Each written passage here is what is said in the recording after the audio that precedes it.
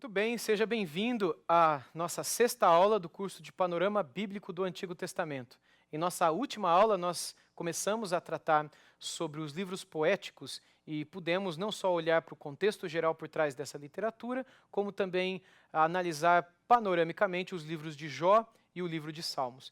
Nesta aula, nós começamos então a analisar o livro de Provérbios e um pouco mais daquilo que está no Antigo Testamento dentro da literatura sapiencial. Quero te convidar então a ler um pouco sobre a autoria desse livro, conforme está no slide. Um subtítulo que poderíamos dar seria esse: Sabedoria através do preceito. O autor, de acordo com 1 Reis 4,32, Salomão, proferiu 3.000 provérbios e 1.000 canções. Conquanto Salomão tenha escrito muitos dos provérbios neste livro, os últimos capítulos apontam para a possibilidade de que ele não tenha sido o único autor do livro. 3 partes do livro relacionam-se a Salomão. Os capítulos 1 a 9, verso 18, também 10, 1 até 22, 16 e 25, 1 até 29, 27. Entretanto, os provérbios da última parte foram selecionados da coleção do rei Salomão por uma equipe, uma espécie de equipe, não é? A equipe de Ezequias, conforme diz Provérbios 25, 1. Provérbios 22, 17 refere-se a palavras dos sábios e 24, 23 menciona provérbios dos sábios. O capítulo 30 é atribuído a Agur e 31, de 1 a 9, ao rei Lemuel. Então perceba vocês que não foi somente Salomão que escreveu os Salmos, ele obviamente é o autor principal desse conjunto de provérbios, mas outras pessoas estiveram envolvidas também na composição desse material, dessa literatura, tornando-se também autores, não é, deste livro. Um pouco sobre o tema, sobre o título. O nome provém, obviamente, de seu conteúdo. Provérbios, não é, que são máximas que conduzem a verdade de um modo preciso e eficaz. A palavra hebraica para provérbio, maskil, significa paralelo, similar ou comparação. Refere-se a uma comparação ou símile que aponta para uma máxima, não é? Muito bem, esse daqui é mais tranquilo para todos nós, seguindo para tema e propósito. O tema e propósito desse livro é adquirir sabedoria para a vida através de instrução em cada questão. Tolices, pecados, bondade, riqueza, pobreza, amigos, orgulho, comportamento, humildade, justiça, família, disciplina, vingança, governo, amor, glutonaria, preguiça, vida e morte. O tema principal é o temor do é o princípio da sabedoria ou o temor do Senhor, não é? A ausência do temor de Deus conduz a uma vida desordenada e insensata. O temor a Deus é um santo medo pela santidade e poder dele. Por outro lado, o livro mostra que a verdadeira sabedoria conduz ao temor do Senhor, conforme nós encontramos nos 5 primeiros versículos do capítulo 2 de Provérbios, ali ainda no início como Provérbios de Salomão, escritos como instrução para o seu filho.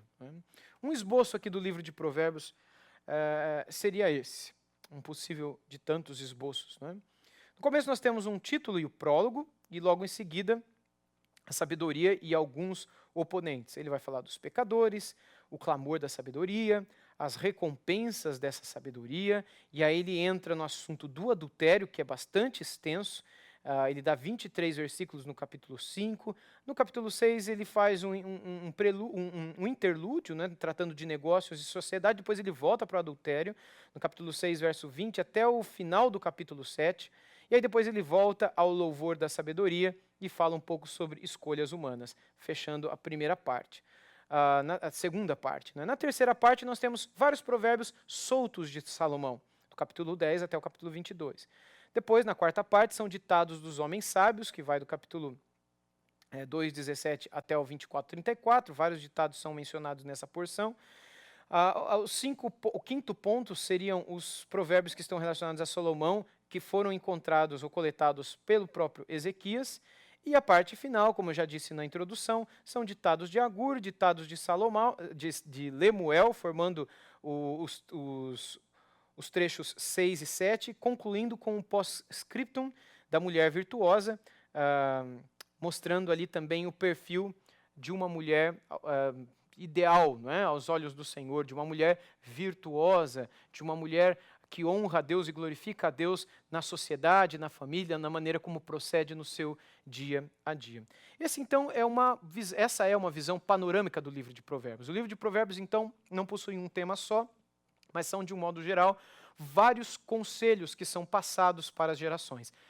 Na maioria desses conselhos que nós temos são pai aconselhando o seu filho, ou pais aconselhando seus filhos, ou conselhos que pais outros deveriam dar para suas próprias crianças, a fim de que elas permanecessem no caminho até quando fossem velhas, como é um dos provérbios mencionados. Tem uma imagem aqui sobre Salomão e a rainha de Sabá, conforme pintada pelo italiano Giovanni Demin, em começo do século XIX, não é? Salomão, em toda a sua glória, sendo visitado por uma das principais rainhas daquela época, a rainha de Sabá.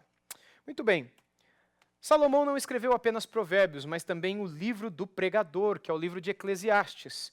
O subtítulo do livro de Eclesiastes, como está no slide, é Em Busca de Propósito. E sobre o título nós poderíamos dizer o seguinte: o nome Eclesiastes é resultado do título dado pela tradução grega, Septuaginta. É isso que LXX significa, Septuaginta. O termo grego Eclesiastes significa assembleia, o mesmo termo que designa a igreja, não é? Eclesia. O termo hebraico Kohelet, que significa alguém que convoca e fala em uma assembleia, ou tão somente um pregador, ou ainda aquele que convoca para pregar. Aquele que chama um grupo de pessoas para poder ensinar ou para poder dizer alguma coisa a esse grupo de pessoas. Então, o termo Eclesiastes tem a ver com essa reunião, de onde nós tiramos eclesia no Novo Testamento, e Kohelet, que é o nome que os judeus dão para esse livro, traz a ideia daquele que fala nessa assembleia de pessoas, né, que no caso seria o pregador, que nesse caso seria o próprio Salomão. Próximo slide, um pouco sobre a autoria de Salomão, nós encontramos o seguinte. Há duas evidências, uma externa e outra interna, que apontam para Salomão como autor do livro de Eclesiastes. A evidência externa é a que a tradição judaica atribui o livro a Salomão. A evidência interna pode ser esboçada da seguinte forma. Número 1, o autor identifica-se como filho de Davi, rei em Jerusalém. 2, como alguém que sobrepujou em sabedoria mais do que todos os que existiram antes dele. 3, como alguém de muita riqueza. 4, como alguém que empreendeu grandes obras. Tudo isso aponta para Salomão como seu autor. Nesse sentido, não há quaisquer dos descendentes de Davi que se encaixe com esse perfil, exceto Salomão. Então, a única opção que sobra a nós, em termos de autoria, é o próprio Salomão, devido a todas as características que são dadas a esse autor ao longo de todo o livro mesmo. Um pouco sobre o tema e o propósito, a visão panorâmica de Eclesiastes. O tema e propósito desse livro é a futilidade da vida longe de Deus. Então, viver longe de Deus é algo fútil. É vaidade, que é o termo que é bastante repetido ao longo do livro. E vaidade aqui não tem a ver com beleza ou com algo relacionado à estética pessoal, ou a preocupação com o próprio corpo, com o cabelo, com o vestuário, esse tipo de conotação que a palavra vaidade tem no nosso tempo. Naquele tempo, especialmente olhando para a palavra original, a palavra hebraica para vaidade, ela está mais ligada com algo passageiro, com algo que vem e vai, mas que enquanto está, influencia. A ideia é como algo da moda, por exemplo. Moda é algo passageiro, ela vem e vai, mas enquanto está, influencia. A vaidade é a mesma coisa. Não é algo que se sustenta, não é algo duradouro, é algo que vem e vai, mas enquanto está, acaba influenciando a vida das pessoas, fazendo com que as pessoas se distraiam do seu foco, fazendo com que as pessoas sejam influenciadas por aquela moda passageira. E muitas pessoas acabam se perdendo na sua comunhão com Deus por causa das influências dessas modas passageiras, digamos assim, dessas vaidades, desses ventos de doutrina, desses ventos passageiros de pecados que sopram sobre a nossa vida e que vão, mas que enquanto estão, nos influenciam e nos destroem. Um pouco ainda sobre o tema e propósito no slide. Número 1. A fim de demonstrar que a vida sem Deus não possui significado, Salomão procura demolir a confiança no homem baseada em realizações e sabedoria. Mostra que todos os objetivos do homem, ou o caminho que lhe parece certo, conduzirá ao desgosto e ao vazio. A busca da felicidade pelo próprio homem não pode ser concretizada. Número 2. Afirma o fato de que muito na vida não pode ser entendido e que o que significa que devemos viver pela fé e não pelo que vemos. A vida é repleta de enigmas, anormalidades insolúveis e injustiças incorrigíveis. Há muito na vida que não pode ser compreendido ou controlado, mas pela fé pode-se descansar na sabedoria e soberania de Deus. De modo similar ao livro de Jó, Eclesiastes não somente afirma a finitude do homem, como também a sua necessidade de aprender a vida com o mistério. A vida debaixo do sol não pode fornecer a chave da vida em si mesmo, em si para um mundo caído. O homem deve olhar para Deus e em temor e confiança. Enigmas e injustiças devem ser deixados em suas mãos para serem resolvidos. Essa expressão que apareceu aqui no meio do ponto 2, né, debaixo do sol, ela é repetida muitas vezes no livro de Eclesiastes, tentando demonstrar que, de fato, as coisas que acontecem debaixo do sol, elas são como a fumacinha que sai da panela de pressão. Essa é uma ilustração para a palavra vaidade. Você não pode se apegar às coisas dessa terra, às coisas desse mundo, esperando que daqui ou aqui você encontrará verdadeira alegria, porque as coisas daqui são passageiras e são como a fumaça, você não as apanha, você apenas as inspira, mas após aquela inspiração, daquela fumacinha, você sentirá necessidade de mais e mais, sem jamais se satisfazer. Apenas olhando para aquele que está para além do sol, é que você conseguirá descobrir verdadeira e eterna alegria. Salomão, então, tenta ao longo do seu livro colocar isso, dando o seu próprio testemunho, mostrando como ele fez tantas coisas, como ele teve tantas mulheres, como ele teve tantos cantores o servindo, como ele construiu tantas vinhas, tantos jardins, tantos aquedutos, enfim, tantas cidades, tantos prédios, e ao final de tudo ele percebe que nada disso trouxe ao seu coração a alegria. Apenas foram vaidade, foram fumacinhas que ele inspirou e da mesma maneira como entrou, saiu, ele expirou, deixando o seu coração tão vazio quanto estavam, ou pior do que quando começou a inspirar essas alegrias passageiras, essas vaidades, como ele as menciona. No ponto 3, nós encontramos o seguinte: ele deixa claro o aspecto da verdade geral encontrada em Provérbios, que não é um livro de promessa, ressaltando acontecimentos que, em virtude do pecado, nem sempre são razoáveis do ponto de vista humano. Provérbios 10:16 afirma que a obra do justo conduz à vida e o rendimento do perverso ao pecado. Já em Eclesiastes, lemos que nem sempre as coisas são assim.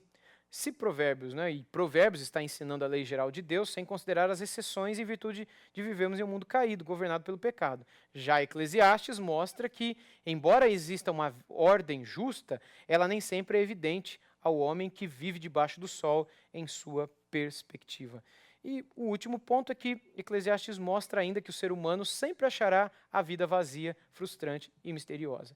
Entretanto, não quer ensinar que a vida não tenha significado ou respostas. O significado pode ser encontrado temendo a Deus, e é dessa forma que a frustração é mudada em contentamento, através da comunhão com Deus. A única maneira de ver essa alteração na vida e no comportamento humano é quando esse homem se encontra com Deus.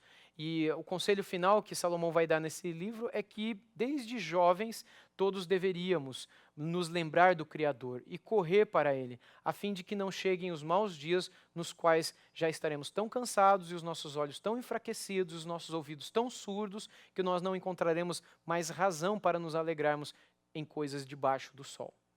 Ok? Um esboço possível em Eclesiastes é esse, né? A primeira parte, o título e tema. Segunda parte, algumas reflexões sobre a sabedoria, a busca por satisfação, uma relação dos tempos, uma questão de justiça, questão de opressão, crítica ao trabalho e a transitoriedade da fama. E o ponto número 3, para encerrar o livro, são administrações e observações gerais. Ele vai falar da prática religiosa, vai falar da questão da corrupção política, da vaidade da riqueza, o desamparo e ignorância do homem, provérbios sobre melhor é isso do que aquilo, não é? Ele vai falar sobre o dever de evitarmos os extremos, coisa que ele não evitou, mas com o seu próprio testemunho ele nos orienta a evitarmos, e vai então concluir esse trecho de admoestações, nos incentivando a buscarmos a verdadeira sabedoria, como ele, em seu início de vida, pediu e buscou e acabou percebendo ao final da vida que nada é melhor do que a sabedoria. Na conclusão, ele fala sobre a questão do retorno, né? E de que todos deveríamos nos lembrar do nosso Criador enquanto ainda somos novos, enquanto ainda somos jovens. E que se nós assim o fizermos, sem dúvida nenhuma, nós viveremos a vida de uma maneira muito mais alegre, muito mais feliz, ao contrário da loucura que é procurarmos viver a vida de um modo totalmente desenfreado, de um modo irresponsável, de um modo ilusório e enganoso. Essa é a mensagem que Salomão quer nos passar, por meio dele, o próprio Espírito Santo, através da mensagem desse livro. Uma imagem aqui de Salomão em seu trono, não é? Uma outra imagem, foi pintada por Andreas Brugger, em 1777, onde a glória de Salomão é exaltada na pintura, não é? Lembrando das palavras de Cristo, que disse que nem Salomão, em toda a sua glória, se vestiu como qualquer um desses lírios do campo, mencionando não somente a beleza e o cuidado de Deus sobre os lírios do campo, mas também fazendo menção a toda a glória que envolveu o reinado de Salomão. Partindo desse livro, nós vamos ao livro do Cântico dos Cânticos, o livro que trata sobre o amor sublime. Um pouco sobre o título de Cântico dos Cânticos. Considerando que Salomão escreveu 1000 cânticos, é isso que está em 1 Reis 4,32, esse seria o Cântico dos Cânticos, ou, como Martinho Lutero afirmou, o melhor dos cânticos, Rohelied. Ou seja, esse é apenas um de outros tantos, não é, milhares, não é, de hinos, de cânticos que Salomão escreveu em toda a sua sabedoria, mas esse seria aquele de maior excelência, de maior proeminência. Um pouco sobre o tema e propósito. Cantares é uma canção de amor repleta de metáforas. Nesse romance, nós lemos acerca de um amor que não é asceta nem lascivo. O propósito do livro dependerá do ponto de vista a ser adotado na interpretação. Há 3 pontos de vista básicos. Primeiro, o alegórico. Alguns abordam o registro de Cantares apenas como uma alegoria, retratando o amor de Deus pelo seu povo, e nesse sentido, como alegoria, pouco importa se a história foi um evento literal ou não. Nesse sentido, como alegoria, pouco importa se a história foi um evento literal ou não. Cada detalhe está repleto de simbolismos. Esse é o primeiro ponto. A segunda observação que é feita sobre o livro de Cantares é aquela que o menciona como um livro literal. Então, nessa perspectiva, a história retrata apenas o amor de 2 jovens, sem qualquer lição espiritual acerca da vida desses 2 jovens. E a terceira observação, que é a mais considerada pelos teólogos, é a típica, não é? Que menciona que essa posição entende que a história é um evento literal, retratando as belezas de um amor totalmente dedicado. A história seria um retratar do amor de Cristo pela sua própria igreja. Então, é como se a história entre Salomão e a Sulamita fosse uma espécie de tipo daquilo que seria Cristo e a própria igreja. Aquilo que Salomão encontra na sua amada e a amada no seu amado é o que Cristo encontrou em sua noiva, a igreja, e a igreja em seu Cristo. Ok? Ainda no slide, não é, há um uso litúrgico na leitura ritual por ocasião da Páscoa, a celebração da libertação do povo hebreu, e é o único livro bíblico dedicado completamente ao amor conjugal, romântico e sexual. Há uma frase aqui de Zillen e Forer, na sua introdução ao Antigo Testamento, publicado pelas edições paulinas, onde eles escreveram o seguinte: a importância do Cântico dos Cânticos deve ser vista não só no fato de que ele evita, de um lado, uma divinização sacral do elemento sexual, de que estavam impregnados os cultos míticos da fecundidade do Antigo Oriente, mas de que, por outro lado, contradiz também aquela atitude de desdém e de repulsa pelo sexo, que partiu sobretudo do judeu-cristianismo, da cultura judaico-cristã, de cunho essênio e da mística platônico-helenística. O Cântico dos Cânticos indica que desde o momento em que o matrimônio está de acordo com a vontade de Deus, o amor sexual vale igualmente como seu pressuposto e como seu fundamento. As palavras estão bastante claras, não é? E elas apontam para aquilo que dentro de uma tradição ortodoxa, de uma tradição conservadora, se compreende acerca desse livro, que é fantástico, que é riquíssimo e que eu recomendo a vocês que não fiquem apenas nessa visão panorâmica, mas que se dediquem a um conhecimento um pouco mais profundo, nos tipos, não é, que são traçados entre Cristo e sua igreja, e no amor também, naquilo que nós podemos aprender na relação amorosa entre o próprio Salomão e sua noiva, na primeira metade do livro, esposa, segunda metade do livro. O esboço desse livro é que há um desejo forte do amor na primeira parte, o amor perdido e encontrado na segunda parte, a celebração e consumação, ou seja, o casamento que acontece na metade do livro. Depois do casamento, então, a ansiedade do amor e a consumação, no caso aqui sexual, desse casamento tão desejado na primeira parte do livro. E no final nós temos uma afirmação do amor e a consumação do amor. E aqui uma imagem, não é? Do casamento, não é, real, aquilo que teria sido a celebração momentos antes da consumação entre Salomão e sua esposa, retratados no livro Cântico dos Cânticos. Há um pouco aqui de recomendação sobre essa literatura. Se você quiser conhecer um pouco mais da literatura sapiencial, eu quero recomendar esses livros: Uma Longa Obediência na Mesma Direção, Orando com os Salmos, e esses outros 4 livros que já foram mencionados aqui para vocês. Especialmente Uma Longa Obediência na Mesma Direção e Orando com os Salmos. Li um trecho, inclusive, desse livro aqui, como 2 livros que podem te ajudar a ter uma perspectiva e uma imersão um pouco mais rica, não é, e abrangente dentro dessa literatura conhecida como literatura poética ou sapiencial. Ok?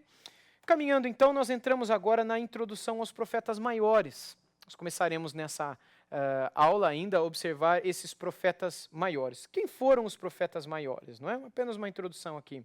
As palavras pro e femi, de onde nós temos profeta, não é, pro em lugar de, femi, falar, dão origem à palavra profeta. Ou seja, esse é aquele que fala em lugar de alguém. É aquele que representa uma outra pessoa e que está falando no lugar dessa outra pessoa. Quando Deus chama os seus profetas, ele está querendo dizer aqui que ele colocará alguém para falar no lugar dele, de modo que aquilo que o profeta diz é o que Deus diz, e não aquilo que o próprio profeta quis dizer. É o que diz aí no slide, continuando, né? Um profeta nunca fala de si e nem por si. Ele é um instrumento, boca de alguém, para transmitir uma mensagem. Profecia, mais do que predição de fatos futuros, é a proclamação da palavra de Deus, de sua vontade, de modo fiel e completo. Que nós entramos então nos profetas. O primeiro deles é o profeta Isaías, sobre o nome do autor. O livro recebe o nome do próprio profeta que escreveu, Yeshaia, sendo escrito também em sua forma mais longa como Yeshayahu, como aparece no corpo da profecia. Não é? Esse nome é provavelmente composto de Yesha, ou salvação, não é? E Yahu, Jeová, o nome de Javé, não é? Significando o Senhor é salvação. Na Septuaginta o nome é Esaias, ou Ressaias, não é? Com H, e na Vulgata Esaías ou ainda Isaías. Ele nasceu por volta de 760 a.C. e foi filho de Amós. Foi o homem de uma família bastante influente na sua época e que era da classe alta, Isaías, homem de uma família rica. E ele começou seu ministério no ano final do reinado do rei Uzias, ou seja, por volta de 740 a.C. A gente percebe isso no capítulo 6 de Isaías, quando ele diz: no ano em que morreu o rei Uzias, eu vi o Senhor assentado e tal, que é o momento quando o Senhor Deus o chama e diz a ele, não é? Faz a ele o chamamento: quem irá por nós, não é? Então Isaías vai responder, dizer: eis-me aqui, usa-me a mim. E aí Deus vai explicar qual o chamado dele para o próprio Isaías. Isaías teve contato com a realeza no reino de Judá e como profeta ele agiu como um conselheiro em assuntos internacionais. Ele foi fiel a Deus e Isaías foi por várias vezes alvo de zombaria por seus conterrâneos. Então Isaías foi, não somente ele, não é? Ele é apenas um de tantos casos que os profetas foram zombados e vilipendiados e assassinados. Diz a tradição judaica que o próprio Isaías tenha sido cerrado ao meio e tenha morrido dessa maneira, e por causa de sua veracidade, da maneira como ele sinceramente expunha a palavra de Deus, e que não era muito bem vista e nem muito bem recebida ou quista pelos judeus daquela época. Ainda seguindo nesse ponto, Isaías era um homem com grande percepção política e, por isso, não poucas vezes agiu como um conselheiro do rei. É possível que tenha se relacionado com os reis Acaz e Ezequias. Ele atacou os males sociais de sua época, as alianças com as nações vizinhas e a apostasia espiritual do povo. Isaías foi martirizado no reinado de Manassés, sendo cerrado ao meio dentro de um tronco oco, segundo a tradição judaica.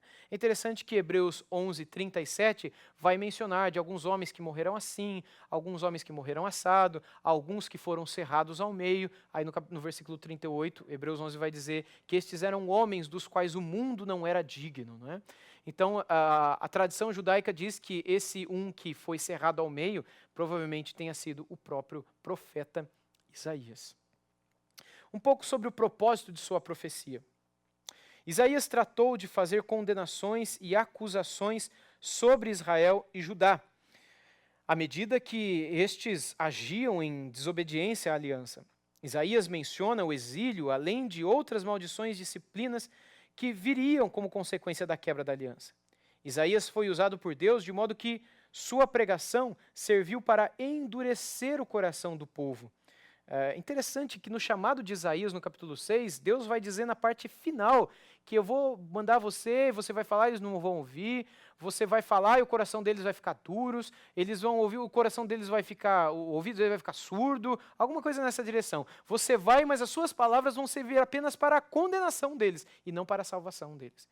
Porque o povo estava debaixo de rebeldia e Deus iria discipliná-los. E a palavra de Deus nunca volta vazia. Ela tem o poder tanto de salvar, tanto de curar, tanto de sarar, quanto ou para condenar, para julgar, para amaldiçoar a vida daquele que tapa os ouvidos à palavra de Deus e não dá atenção aos conselhos do Senhor. Ainda sobre o propósito de Isaías, por outro lado, Isaías foi usado por Deus para falar da esperança de bênçãos futuras, profetizando sobre o retorno do exílio. Isaías chamou o povo a ser piedoso e perseverar na busca do Senhor e a não perderem a esperança no reino de Deus e nos futuros atos de redenção. Apesar de todas as maldições, Isaías escreve sobre um remanescente que sobreviveria e desfrutaria da volta à terra prometida com todas as suas bênçãos. Ainda seguindo aqui, Isaías tratou de fazer condenações e acusações sobre Israel e Judá, à medida que esses agiam em desobediência à aliança. Isaías menciona o exílio, além de outras maldições e disciplinas que viriam como consequência da quebra da aliança. Ele foi usado por Deus de modo que sua pregação serviu para endurecer o coração do povo, principalmente a parte final, né? Já mencionados aqui, inclusive. Por outro lado, Isaías foi usado por Deus para falar de esperança, de bênçãos futuras, profetizando sobre o retorno do exílio, chamou o povo a ser piedoso e perseverar na busca do Senhor, a não perderem a esperança no reino de Deus e nos futuros atos da redenção. Apesar de todas as maldições, Isaías escreve sobre um remanescente que sobreviveria e desfrutaria da volta à terra prometida com todas as suas bênçãos. Isso é um panorama geral de toda a história do livro de Isaías. E um esboço aqui é aquele que divide Isaías em duas partes, bastante semelhantes às divisões do próprio cânon sagrado de Antigo e Novo Testamento. Sendo que a primeira parte de duas do livro de Isaías é aquela que vai do capítulo 1 ao capítulo 39, aparecendo-se com os 39 livros do Antigo Testamento. É interessante que nessa seção, como você vê no slide, nós temos os pecados de Judá, as sentenças de julgamento, o propósito de Jafé no julgamento futuro, a advertência contra esforços humanistas de salvação e um interlúdio histórico. Já na segunda parte, a parte de consolo e julgamento, nós temos o livro, que seria a parte do Novo Testamento, como muitos dizem, né? Porque vai do capítulo 40 ao capítulo 46, ou seja, 27 capítulos, semelhantes aos 27 livros do Novo Testamento, e curiosamente nesses 27 últimos capítulos de Isaías, ele fala mais sobre a salvação e o Messias do que em qualquer outro dos anteriores. Então ele vai falar do livramento do 40 ao 48, da expiação do 49 ao 59 e da glória final de 60 ao 66, inclusive falando do novo céus e nova terra, coisas assim nos capítulos finais, algo bastante parecido com o livro de Apocalipse, não é? Um livro bastante curioso quando olhamos para o seu contexto geral. Esse é um trecho do livro de Isaías, oriundo dos manuscritos do Mar Morto. E num de tantos rolos que foram descobertos nos manuscritos do Mar Morto, estavam esse rolo de Isaías que continha o livro completo de Isaías. Muitos teólogos liberais, principalmente aqueles ligados à alta crítica, ou à crítica textual, ou à manuscriptologia do Novo Testamento, ou do Antigo Testamento, esperavam encontrar nesses rolos completos de livros do Antigo Testamento provas cabais de que existiram alterações ou adulterações no texto original ao longo da história, visto que esses livros aqui, encontrados no Mar Morto, eram anteriores às mais antigas cópias que eram conhecidas até o início do século XX. Então eles falaram o seguinte: como essas cópias que a gente achou agora são mais antigas, a gente vai provar que em anos ou séculos ou milênios futuros, essas cópias foram alteradas. E algo curiosíssimo é que quando eles terminaram a transcrição de todo o rolo de Isaías encontrado no Mar Morto, o que perceberam é que ele estava exatamente igual àquilo que nós temos nas nossas Bíblias no dia de hoje, do primeiro ao último capítulo, sem uma alteração, sem nenhum desvio, sem perder o foco, sem dar a demonstração de que existam um ou dois ou três homens compondo esse livro, dando a ideia de que existe o Isaías 1, o Isaías 2, Isaías 3, com três pessoas diferentes compondo o mesmo livro, demonstrando que há sim um só homem, provavelmente, por trás de toda essa literatura inspirada pelo Senhor Deus.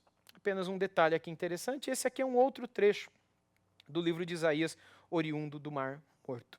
Outro dos profetas maiores foi Jeremias. Um pouquinho sobre o nome dele, sobre o autor, não é? Jeremias ele nasceu por volta de 640 a.C., em Anatote, perto de Jerusalém. Pequenina vila, aldeia, perto da cidade de Jerusalém. Jeremias ele foi de uma família sacerdotal, então ele nasceu dentro de um contexto religioso, o que o leva a tratar constantemente dos problemas entre os sacerdotes do seu tempo e o povo e o próprio Deus, né? Jeremias ele profetizou contra o desprezo, que os sacerdotes tratavam as suas responsabilidades sacerdotais, sendo estes os grandes responsáveis pelo declínio espiritual da nação. Jeremias vai dizer então que se a nação do sul, o povo do sul, rei do sul, não é? Reino do sul, a Judéia, estava declinando espiritualmente, moralmente, a razão pela qual isso acontecia era que os sacerdotes estavam deixando o seu caminho com o Senhor. Como os pastores do rebanho estavam abandonando a sua responsabilidade, tal como Deus havia as confiado a eles, então o próprio povo declinava, o próprio povo se afastava por causa da rebelião dos profetas e dos sacerdotes. É nesse sentido que as palavras de Jeremias são dirigidas mais aos sacerdotes do que a qualquer outro grupo da sociedade daquela época. Seguindo no slide, ele é conhecido como profeta chorão. Jeremias não tem problema em expor com sinceridade seus sentimentos. Ele sofreu amargamente pelo destino do seu povo. Jeremias viveu na cidade sacerdotal de Anatote, território de Benjamim, sempre solteiro. Viveu solitariamente devido às suas palavras desanimadoras e impopulares, sempre sozinho também. Profetizou muitas vezes a vitória da Babilônia sobre Judá, afirmando que Nabucodonosor seria um instrumento de disciplina nas mãos do Senhor. Jeremias permaneceu em Judá até a morte do governador Gedalias, e nesta ocasião muitos judeus fugiram para o Egito, contrariando as profecias de Jeremias. Estes forçaram Jeremias a ir com eles, e no Egito Jeremias proclamou as palavras de Deus aos refugiados judeus. Segundo os comentaristas, é bastante provável que Jeremias tenha morrido no Egito com a idade de aproximadamente 70 anos. Eu mencionei a vocês na primeira ou segunda aula desse nosso curso de Panorama do Antigo Testamento, sobre a fuga, não é, dos judeus quando os babilônicos invadiram a cidade e levaram os judeus cativos, que alguns desses judeus acabaram fugindo para o Egito. E eles sequestraram Jeremias. Jeremias não fugiu, ele foi sequestrado e quando se viu por si, ele estava já na terra do Egito, país onde ele acabou morrendo. Inclusive, a cidade na qual, segundo a tradição, ele viveu, até os dias de hoje, comemoram por ser ali a terra do profeta Jeremias, que é considerado tanto pela tradição islâmica, quanto pela tradição judaica, quanto pela tradição cristã, como um homem de Deus. Sobre o propósito desse livro. O propósito principal de Jeremias é chamar o povo de volta aos compromissos da aliança. Jeremias os acusa de se tornarem um povo que pratica uma religião desagradável ao Senhor, exterior e não interior. Jeremias é levantado para profetizar que Deus renovaria a sua aliança, mas não mais com este povo, mas um povo além deles. Seria um novo pacto, agora não mais feito com um povo, mas com o indivíduo, não mais em pedras, mas no coração. Deus teria misericórdia de seu povo e os traria de volta, e através do remanescente continuaria com seus propósitos com uma nação restaurada e renovada. O esboço se resume nesses 6 pontos. A chamada dele, os avisos do profeta antes da queda de Judá, Judá é levada cativa por Nabucodonosor, depois a mensagem ao remanescente já no Egito, depois a profecia contra as nações vizinhas e, por fim, uma triste lembrança. Não é? E essa é a imagem retratada por Michelangelo de Jeremias como profeta chorão ou profeta das lamentações. E aqui nós vamos para as lamentações de Jeremias. As lamentações de Jeremias são exatamente o que o título menciona. São orações de lamentação, tal como nós as encontramos no livro de Salmos, feitas pelo profeta Jeremias na exata ocasião em que a cidade de Jerusalém estava sendo invadida e destruída pelos exércitos babilônicos. Olhando para o slide, na Bíblia hebraica, o nome dele é Icar, não é? Como? Icar é a ideia é o nome do livro, não é? A primeira palavra do livro. Na Septuaginta, o nome é Threnoi, ou seja, lamentos. Na Vulgata, permaneceu Lamentações de Jeremias. E todas as versões modernas seguem a denominação da Vulgata, atribuindo assim a autoria do livro ao profeta Jeremias. Vamos ver um pouquinho sobre o propósito desse livro. A destruição da cidade de Jerusalém trouxe enorme tristeza ao coração do profeta Jeremias. A destruição de Jerusalém e Judá foi devastadora e a tragédia ocorreu em 586 a.C. O cerco e a destruição foram o motivo da grande lamentação de Jeremias neste livro. O seu lamento é pelo pecado do povo e por causa da destruição. Jeremias lamenta tanto pelo sofrimento quanto pelas inúmeras vezes em que advertiu o povo. Continuando, o propósito também é atestar que não devemos menosprezar o pecado. Deus julga todo e cada pecado como uma transgressão de sua vontade. Somos responsáveis por aquilo que fazemos. Se o povo tivesse se arrependido e confessado seus pecados, Deus teria sido gracioso em perdoar e restaurar a nação. Todo pecado deve ser lamentado e confessado. Lamentações fala dessa tristeza, segundo Deus, que conduz seu povo ao arrependimento. É interessante que há no coração de Jeremias, no final dessas lamentações, a recordação da fidelidade de Deus, do cuidado de Deus, do amor de Deus pelo seu povo, e que a razão de todo aquele sofrimento não estava no caráter tirano de Deus, mas no fato da própria nação ter dado as costas para o Senhor. E o fato da nação ter se rebelado contra o Senhor fez com que eles experimentassem o deserto, fez com que eles experimentassem a morte, o sofrimento, o desespero e a angústia. E Jeremias vai se lembrar de todas essas coisas e em suas lamentações orar ao Senhor na esperança de que uma espécie de avivamento pudesse ser derramado sobre o povo de Judá em um tempo oportuno. A gente divide o esboço desse livro da seguinte maneira. O primeiro lamento, são 5 lamentos, né? No primeiro ele fala sobre o preço do pecado. No segundo ele fala que Deus é aquele que pune o pecado. No terceiro há um clamor pessoal a Deus. No quarto, um retrato do sofrimento causado pelo pecado. E no quinto lamento, mais uma vez, um apelo ao Senhor Deus. E essa figura é uma figura muito conhecida, onde nós temos o próprio profeta sendo retratado por Rembrandt em sua atitude de lamentação e de sofrimento, de choro, por causa das consequências do pecado sobre a vida do povo. Nós também precisamos nutrir e trazer para o nosso coração e para a nossa vida a mesma tristeza e lamentação que ora existiu na vida de Jeremias. Também lamentando pelos pecados do nosso povo, não brincando e nem fazendo chacotas quanto a isso, mas de fato lamentando diante do Senhor e orando por um avivamento, por um genuíno avivamento espiritual, que traga de volta o povo de Deus aos caminhos da santidade, aos caminhos do amor por Deus. Toda a vida no pecado denota uma vida que não ama a Deus, onde existe, na verdade, um jogo de cena, uma hipocrisia, um cerimonialismo, como existia em Israel e em Judá no período dos profetas Isaías e Jeremias e também Ezequiel, que nós veremos no início da nossa próxima aula. De modo que esse mesmo espírito que esteve no coração desses santos homens de Deus devem também estar no nosso coração. Todas as vezes que nós formos estudar essa palavra com alguém, ou expor esses livros a alguém, ou aconselhar alguma pessoa mencionando textos desses livros proféticos, recordando qual era o desejo no coração de cada um desses homens. Que Deus possa abençoar a vida de cada um de vocês, em seus ministérios, em seus estudos, em suas igrejas, e nós nos vemos, com a permissão e graça do Senhor, na próxima aula.